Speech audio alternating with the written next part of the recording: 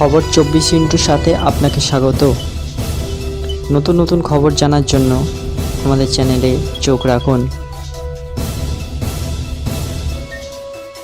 নমস্কার, খবর 24 সাথে আপনাদের স্বাগত। দর্শক, আরজিকর আন্দোলনের জুনিয়র ডাক্তাররা তাকে পথপ্রদর্শক মনে করেন। শাসক দলের লোকেরা তার নাম দিয়েছেন বিচিত্র বীর্য। তিনি পেশায় সরকারি চিকিৎসক, বর্তমানে পূর্ব বর্ধমানের ডেপুটি CMOH বা মুখ্য জেলা স্বাস্থ্য আধিকারিক পদে কর্মরত।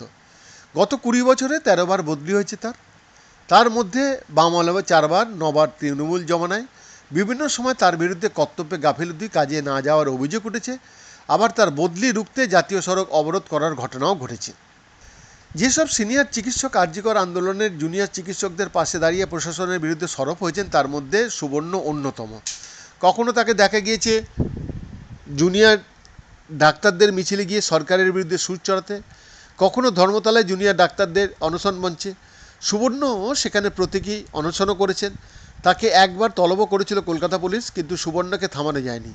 জুনিয়র ডাক্তারদের ডাকে কলেজ স্কোয়ার থেকে ধর্মতলা পর্যন্ত মিছিলে প্রধান সংগঠক হিসেবে হাজির থেকেছেন। বর্ধমান শহরের কার্জন গেট চত্বরে আন্দোলনকারী চিকিৎসকদের কর্মসূচিতে অংশ নিয়েছেন। কলকাতায় রানী রাসমণি রোডে দ্রোহের কার্নিভাল কর্মসূচিতে সামনের সারিতে তিনি। আশ্চর্য নয় যে শাসক দল তাকে টার্গেট করবে। তারা সমাজ মাধ্যমে সুবর্ণকে বিচিত্র বীর্য বলতে শুরু করেছে। সৌজন্যে অবশ্যই সুবর্ণর একটি মন্তব্য। আরজিকরের নির্যাতিতার দেহে ময়নাতদন্তের রিপোর্ট প্রকাশ্যে আসার পর তিনি বলেছিলেন, সতীচ্ছতা বা হাইমেনের ভিতর থেকে 150 গ্রামের বেশি লিকুইড স্যাম্পেল বা তরল নমুনা পাওয়া গিয়েছে। এটা হয়তো রক্তমাখা বীর্য। সুবর্ণের ওই মন্তব্য শোরগোল ফেলে চারিদিকে। পুলিশ মহলের একাংশে রসিকতা করে।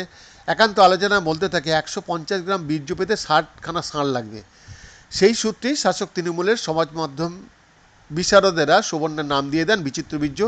সেই নামে তার নামে নিয়মিত পোস্ট করা হতে থাকে। বৈদ্যনাথ দাসের রিপোর্ট, খবর 24/7।